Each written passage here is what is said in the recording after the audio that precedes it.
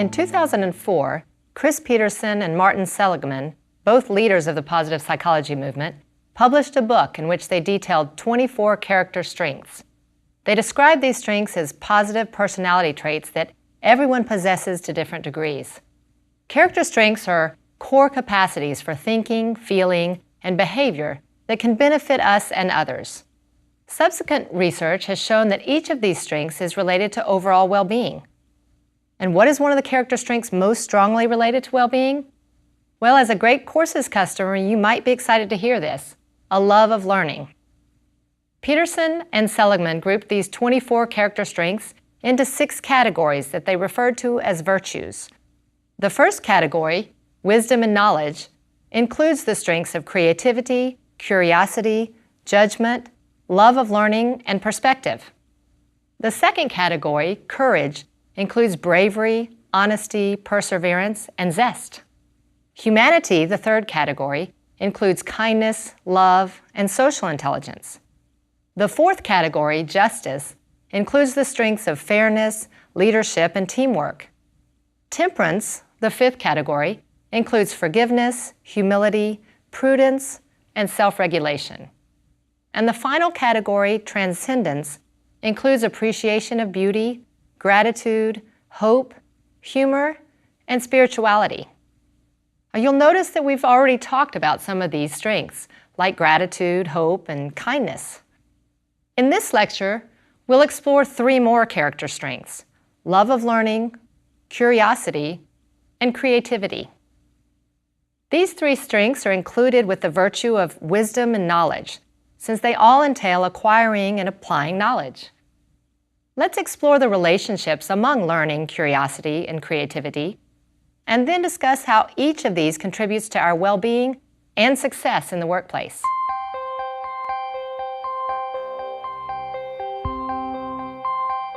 We all have an innate desire to get better and better at something. If you've spent any time around children, you've seen this. Have you ever watched children learning to walk? How many times do they fall and get up again? They're absolutely determined to learn. Many models of well-being include either learning or growing as key factors for thriving. Personal growth is one of the elements in Carol Riff's model of subjective well-being. She defines it as a feeling of continued development, a sense of realizing one's potential, or improvement in self and behavior over time. Harvard professor Tal Ben-Shahar includes intellectual well-being, which he defines as engaging in learning experiences that stretch, grow, and challenge your mind as a core element of optimal well-being. According to social determination theory, we're all motivated by an innate need for competence, which is to learn and develop one's knowledge. And we experience higher levels of well-being when this need is satisfied. So what is it about learning specifically that contributes so dramatically to our sense of well-being? It exposes us to new ideas and helps us stay curious. It also gives us a sense of accomplishment and boosts our self-confidence. People who keep learning throughout their lives have greater ability to cope with stress and report more feelings of hope and purpose.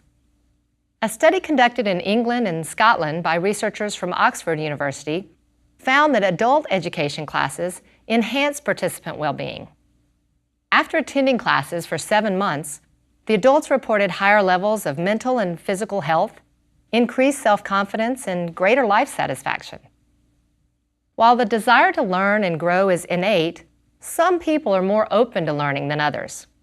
Our willingness to learn new things is influenced by our mindset. Carol Dweck is a psychology professor who's been studying motivation and achievement in kids and young adults for 40 years. She argues that the kind of mindset we have determines our motivation to engage in something. According to Dweck, people can hold one of 2 views of their own intelligence. The first is a fixed mindset, where people believe their basic qualities like intelligence or talent are fixed traits that can't be changed. The second view is that of a growth mindset, where people believe their abilities can be developed through effort. Mindset influences behavior in a number of ways. People with a growth mindset are focused on trying to improve their abilities, while those with a fixed mindset spend their time trying to prove their abilities. A growth mindset creates a love of learning and a desire to engage in challenges. Exerting effort on something is a good thing because it will help you to improve. If you have a fixed mindset, you don't believe effort will help your performance. You can either do something or you can't. So you're threatened by feedback and avoid challenges, choosing not to engage, which prevents you from learning and growing. In one study, Duet gave 5th and 6th grade students 12 problems to solve. The last 4 problems were too advanced for them to figure out. Students with fixed mindsets gave up quickly on the hard problems, blaming their lack of intelligence. Students with a growth mindset kept working, trying to find solutions to the tough problems. They stayed engaged with the task. Now, if you can believe you can do something, like learning to play a difficult piano piece, you'll be motivated to practice, practice, practice. If you don't think you can do it, why try? All you're going to do is prove how bad you are. Now, the good news is that mindset can be changed. It's very similar to changing one's explanatory style to become more optimistic. A person with a fixed mindset might say things like, "I'm not smart enough," or "I'll never be able to do this." A leader can challenge these ideas, assuring the person that it is possible to improve with effort. Developmental feedback and coaching can help people see the steps they can take to improve. Now, regardless of an individual's learning mindset, all employees value the opportunity to learn new skills at work. They recognize that job-related training is critical for their career advancement. Yet surveys show that most employees are not satisfied with the training and development offered by their companies. A 2017 survey of over 1,000 employees by the American Psychological Association found the lack of development opportunities was second only after low pay as a source of work stress. In comparing employees who cited a lack of supervisor support for career development with those who reported having supervisor support, 48% were motivated to do their best work versus 88%. 39% were satisfied with their jobs versus 86%. 16% felt valued by their company versus 80%. And 22% said their company was a good place to work versus 79%. Ensuring that people have an opportunity to learn and grow at work will help them to thrive and to be their best selves.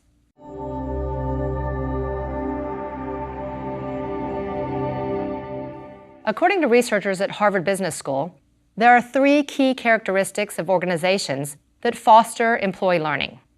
First is the supportive learning environment. Second are concrete learning practices and processes. Third are leadership behaviors that provide reinforcement. Let's take a look at each of these in more detail. A supportive learning environment includes psychological safety, appreciation of differences, openness to new ideas, and time for reflection. Employees learn when they feel comfortable asking questions, expressing their opinions, and trying new things. They need an environment where they don't fear negative consequences for disagreeing with someone or making a mistake. Growth mindsets flourish in environments where people feel safe and know that they won't be punished for trying something new. In many organizations, the first question asked when a mistake is made is, "Who's to blame?" Leaders who want to encourage a growth mindset ask, "What can we learn instead?" Blaming people when they make a mistake kills the spirit of learning. It causes people to become self-protective, covering up their mistakes in an effort to avoid blame. This limits information about how the mistakes occurred. In a safe environment where people feel comfortable talking about their mistakes, information is shared so that everyone can see what led to the mistake, which means it's less likely to happen again. Learning happens when we hear different ideas and are exposed to new perspectives. Permission to challenge the way things have been done in the past opens up people's willingness to try new things. Learning also requires time to think so that we can assimilate new information and consider ways in which it could be applied. In addition to a supportive learning environment, procedures need to be established for formal and informal training. Policies that encourage the sharing of knowledge will ensure that people are continually learning from one another. Having formal and informal training programs can help to attract and retain talent. We know that one of the top reasons employees leave their companies is dissatisfaction with employee development efforts. Employees highly value training, mentoring, and coaching because they know these are necessary to develop their talents in order to take their careers to the next level. A motivated workforce with plenty of opportunities for high-quality training can make a significant impact on a challenge that nearly all companies struggle with: employee retention. Researchers who conducted face-to-face interviews and surveyed more than 1,200 employees found that 95% of young high achievers update their resumes regularly and frequently seek information on prospective employers. On average, they stay with their companies less than 2.5 years. Now, given this reality, you may think that it's assuming too much risk to invest in training employees who may not stay. But this creates a vicious cycle. Companies don't invest too much in training because employees might leave, and employees leave because they aren't receiving enough training. When leaders ask me, "What if I train them and they leave?" my response is, "What if you don't train them and they stay?" We know the ones who are more likely to leave are the high performers because they can more easily find another job. Employee development is critical not just for retaining talent, but also for attracting talent. A survey conducted by a human resource firm found that one thing that job candidates look for above all others when applying for jobs is the opportunity for growth and professional development. Not only does investing in employee development boost workplace well-being, attract and build talent, and increase loyalty, it also shows your employees that you genuinely care about them and their success. And we've already seen how important generosity and compassion can be for leaders creating a thriving workplace. So it's clear that employee development is worth the investment. And the good news is that developing employees doesn't have to be costly. It's more about taking the time to talk to people, assess their strengths, to learn what they want for their future, and identify the right steps to help them get there. Maybe formal training is needed, or perhaps a stretch assignment in a particular area would make a difference. Coaching can be useful for helping people to develop desirable behaviors and skills. Google has a program called Googler to Googler, where employees teach classes to their colleagues. And Google doesn't do this to save money. It does it to encourage a culture of learning. Course topics range from career building to parenting to photography to mindfulness. The courses are designed to help people be their best selves at work and outside of work. Now, if you've ever taught anything, you know it's the very best way to really learn something. So employees who have the opportunity to teach something can experience an especially big boost to their own well-being. The majority of workplace learning doesn't take place in formal training settings. Most learning comes through on-the-job experiences, like challenging assignments and developmental feedback. Employees also learn when their colleagues share information with them. Several years ago, my husband and I published an article on knowledge sharing in organizations. In it, we discussed some of the barriers that keep employees from sharing what they've learned with their colleagues. Two of the main reasons that people don't share knowledge is that it takes too much time and they aren't rewarded for sharing. Establishing procedures to make it easier to share information and policies that reward people for sharing can increase the amount of learning that happens in an organization. Now let's look at the third characteristic of a learning organization: leader behavior. This is the most important because it impacts the other two. Leaders are responsible for creating and sustaining a supportive learning environment. They also influence procedures and policies and whether or not they're followed.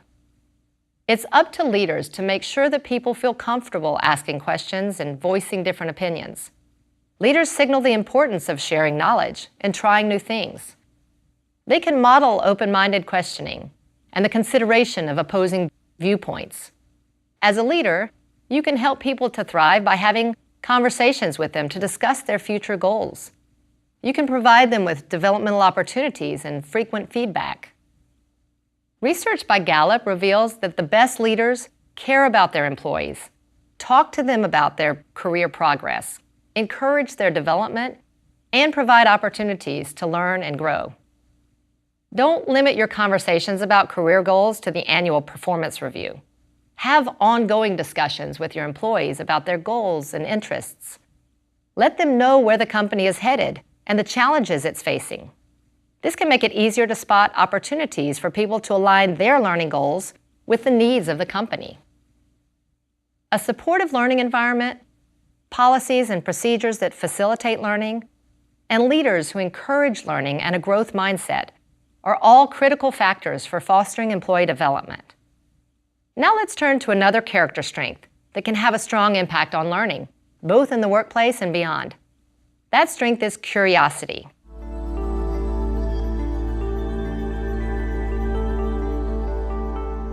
Curiosity motivates us to inquire, explore, and engage with the world. It pushes us to try new things and meet new people. All of this leads to discoveries that can help us learn and grow. Albert Einstein said, "I have no special talents. I'm only passionately curious." We know that children who are more curious score higher on intelligence tests. And college students who have high levels of curiosity ask 3 times more questions in the classroom than students who are less curious. Research shows that curiosity changes our brain's chemistry and activity, which helps us to learn better and to retain information.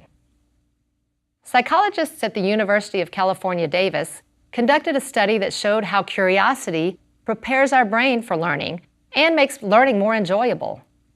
They gave volunteers over 100 trivia questions and asked them to rate how curious they were to know the answers to each question. Then they used an fMRI machine to monitor the brain activity of the volunteers while they reviewed the questions and their answers. Results showed greater activity in the area of the brain responsible for memory formation for the questions people had been more curious about. The participants were later tested on the trivia questions, and they were more likely to remember the right answers to the high curiosity questions. The brain scans also showed that the region of the brain associated with reward and pleasure was activated when people were curious. Dopamine, a feel-good chemical in the brain, is released when we perceive something to be novel, uncertain, or challenging. So we experience higher levels of dopamine when we're curious about something. This explains why being curious can enhance the pleasure of positive events. In one study, researchers had people drink either water or Kool-Aid while attached to a brain scanner. Some were told what they would be given to drink, while others were left wondering what the drink was going to be. Results showed that brain circuits linked to positive feelings were activated when people were uncertain about what they would be drinking. Their curiosity made the experience more pleasurable. In addition to indirectly influencing our well-being by helping us to learn and grow, curiosity has a direct impact on our well-being. Todd Kashdan, a colleague of mine at George Mason University, has written a book called Curious: Discover the Missing Ingredient to a Fulfilling Life. In it, he explains how our brains are wired for curiosity. From the time we're born, we have an urge to explore and discover new things. Being open and receptive to new experiences contributes to our happiness, meaning, and personal growth. Curiosity also motivates us to engage with other people, and this helps us to form relationships, and we've already seen how vital relationships are for thriving. Curiosity at work helps people to build more collaborative relationships with their colleagues. Curious people report being more satisfied with their relationships. They show interest in learning about people and are more open to different perspectives and have more playful, interesting interactions. As children, we have boundless curiosity, but as we grow, we become more risk-averse and fearful, which dampens our curiosity. As 4-year-olds, we ask 300 questions each day, but that number plummets to close to 0 by the time we're in middle school. Parents, schools, and workplaces push us toward a preference for certainty and security. A 2015 State of Curiosity survey of more than 2,000 employees in the U.S. found that only 22% of employees describe themselves as curious at work, and 66% reported facing barriers to asking questions at work. Curiosity requires courage, a willingness to look deeper, to see things in different ways, to consider alternative factors, to investigate the unknown. Curious people embrace uncertainty. They let go of the need to know, which leaves them open to exploring new ideas and hearing different perspectives. A fascinating study found that employees who used Chrome or Firefox browsers instead of the default browsers of Internet Explorer on PCs and Safari on Macs had significantly higher sales and happier customers. Sounds a bit odd, doesn't it? Why in the world would the browser you choose to use be related to your job performance? Any ideas? The researchers concluded that it takes more initiative to search for and download a different browser. And people with more initiative are more likely to look for novel ways to sell to customers and address their needs. People who are curious question the status quo and explore whether better options exist. Encouraging curiosity at work boosts employee well-being and helps employees to learn and grow and build closer relationships. But it's also the key to creativity and innovation.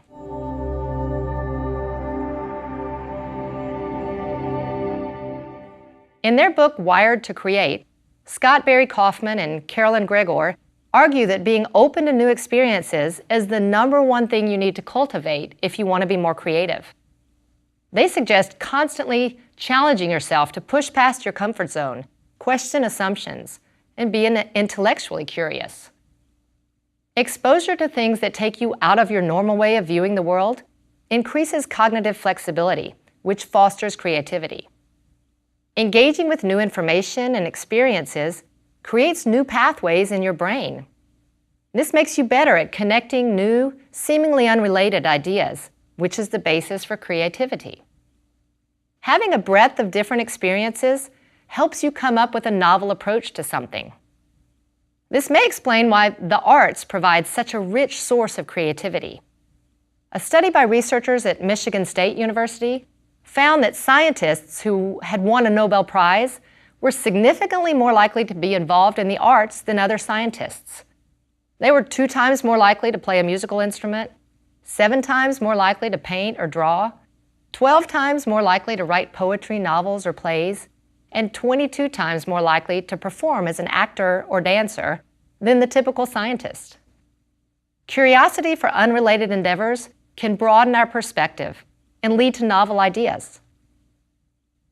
Steve Jobs is a good example of this. His curiosity for typefaces led him to take a class on typography. That class helped to develop his design sensibility, which later became an essential part of Apple computers and one of their core differentiators. Ben Franklin, Albert Einstein, and Leonardo da Vinci also shared this curiosity across disciplines. Because innovation is so critical for success, creativity has become a key focus of leadership.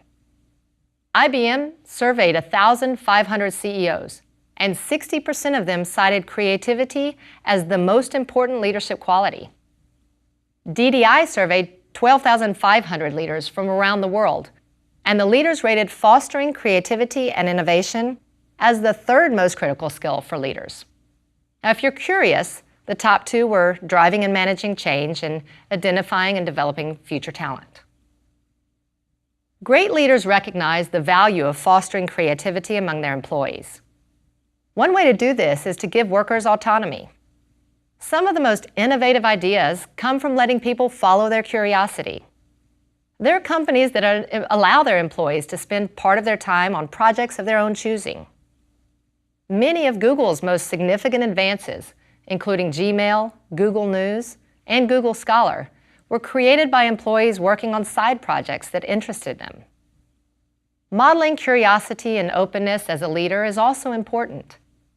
The State of Curiosity survey that I mentioned earlier found that in workplaces that were rated as higher in curiosity, 60% of the leaders were themselves curious, and 65% of the leaders viewed problems from multiple perspectives. Another way to spark creativity is through a positive work climate. You may remember that positive emotions enhance creativity. Being in a good mood broadens our perspective, opening our minds so that we can think outside the box. Researchers from the University of Western Ontario conducted a study where they had people perform cognitive tasks. Some people viewed funny videos or listened to happy music to put them in a positive mood. And results showed that the happy participants were more likely to solve the problems and demonstrated more innovative thinking. This means that infusing the workplace with fun can stimulate creativity. Play not only puts us in a good mood, it also actively engages our imagination, which helps us dream up novel ideas and approaches. There are many things that leaders can do to create a workplace culture that brings out the playfulness in everyone. Play games, celebrate obscure holidays, encourage people to wear costumes to work on Halloween, pick creative names and decorations for meeting rooms. Apple has a Play-Doh room and a Lincoln Logs room. Have company picnics or chili cook-offs. Let employees make fun videos like they have at Zappos or Southwest Airlines. Our son has spent his summers while in college working for Google. When my husband and I visited him, he took us to see the offices. He was in New York one year and then in California. Those offices are definitely designed to get people's creative juices flowing. They have a Lego room, a climbing wall, ping pong and pool tables. You can play guitar, skee ball, or Pac-Man. In New York, they have scooters that people can use to get from one end of the building to the other. Of course, this represents a hefty investment from Google that your business might not be in a position to take on, but even something as subtle as a lunchtime trivia team or a doodle board in the break room can make a difference by sending a message that you and your company value the creativity that comes from a spirit of play. Creativity not only boosts performance by increasing innovation, it also has a direct impact on our well-being. A research team in New Zealand found evidence for this by asking 658 college students to keep a daily diary of their creative endeavors and emotions for 13 days. The diaries revealed that students were involved in a wide range of creative activities, including painting and drawing, knitting, creative writing, songwriting, making new recipes, and digital design. Results showed that students experienced more positive emotions and reported higher well-being based on a scale of flourishing the day after they had engaged in a creative experience. Another study asked people about their daily involvement in creative acts like visiting a museum, taking photographs, or making a scrapbook. They also asked them about their sense of continued development and realization of their potential. Results show that higher amounts of engagement in creative acts gave people a stronger sense of personal growth. A review of more than 100 studies of the benefits of the arts, including visual arts, music, dance, and writing, concluded that creative expression has a powerful impact on health and well-being. Some of the benefits included a decrease in depression, an increase in positive moods, lower stress levels, and even improved immune system functioning. What could you do to shake things up at work? Unconventional leader behavior, like standing on furniture or hanging ideas on a clothesline, has been linked to higher levels of creativity. Try asking your team to brainstorm about how a company in a completely different industry might solve a problem similar to the one they're facing. Unfamiliar and novel environments spark creativity. Maybe you could have employees switch desks from time to time so that they interact with new people. At financial services company The Motley Fool, desks have legs with wheels so that people can move around easily to work with different teams. Invite your team to eat lunch in a different place. Have meetings outdoors when the weather is nice. See if you can use your creativity to come up with innovative ways to engage your employees' imagination. John Quincy Adams wrote, "If your actions inspire others to dream more, learn more, do more, and become more, then you are a leader." The happiest, most successful people are open to learning new things in order to grow and develop their potential. Curiosity enriches our lives and helps us to learn. It also fosters creativity, which builds our well-being and improves our performance. Remember, people are innately curious and have a desire to learn and grow. Leaders influence whether the work environment encourages or discourages these natural tendencies. Great leaders provide opportunities for employees to learn and develop their talents at work. They create a climate of psychological safety that promotes a growth mindset. They challenge their team to take risks by trying new things and make sure that people who do so are neither punished nor criticized. Their employees know that the goal is continuous experimentation and that failure is okay as long as everyone learns as much as possible in the process. Leaders who want their employees to thrive encourage them to follow their curiosity by building a culture of questioning and experimentation. They ask people what piques their interest and let them explore those things. They model curiosity by asking questions themselves and commenting on things that are new or interesting. They seek diverse viewpoints and embrace the unknown by engaging in new experiences as often as possible. Leaders bring out the best in their employees when they encourage creativity by giving people autonomy and keeping the workplace positive and playful.